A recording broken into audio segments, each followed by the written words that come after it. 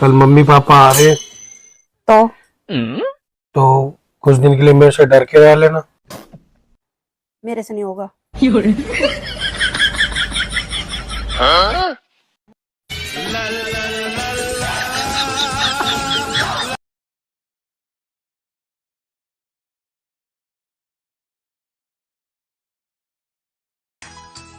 हाँ बेटा कैसी है? चल ठीक है, बाद में कॉल करती हूँ तुझे। वो माँ जी, मुझे आपसे कुछ जरूरी बात करनी थी। देख अभी वैसे ही मेरा मूड खराब है, तू मत खराब कर। लेकिन माँ जी जरूरी। मना किया ना तुझे, चल जा यहाँ से। मम्मी आप बड़ी दीदी से बात कर लो ना, मैं तो नहीं आ पाऊंगी। बहू कहाँ जाना है तुझे? कहाँ नहीं जा पाएगी?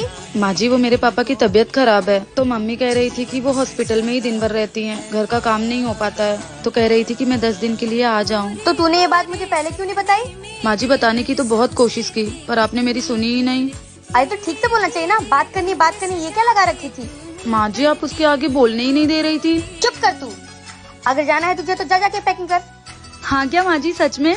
अगर मेरे सामने ज्यादा एक्टिंग करेगी ना तो मना कर दूंगी फिर।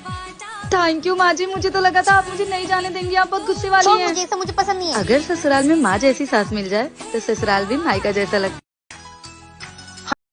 जिस औरत का पति आज की डेट में उसके साथ खड़ा है ना, वही औरत महारानी बन के बैठी है।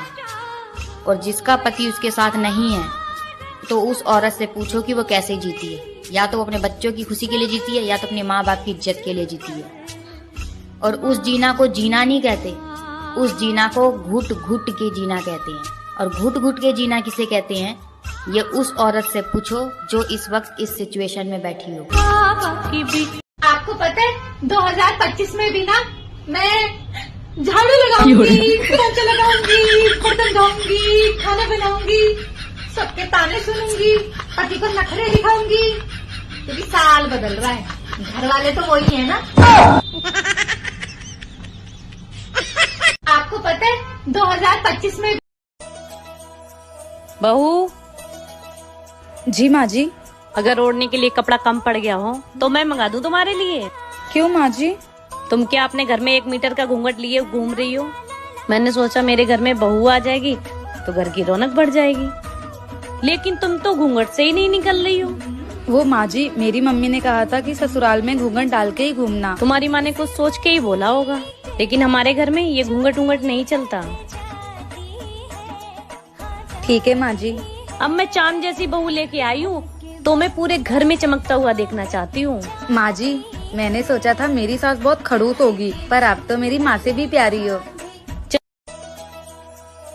सब बोलते तुम्हारी बहुत जबान चलने लगी है।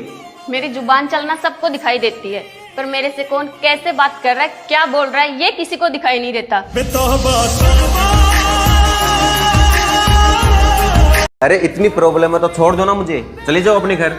छोड़ ही तो नहीं सकती ना, मेरी बाप की इज्जत का जो सवाल है।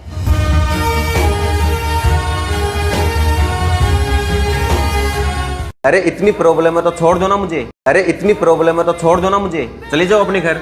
छोड़ ही तो नहीं सकती ना, मेरी बाप की इज्जत का जो सवाल है।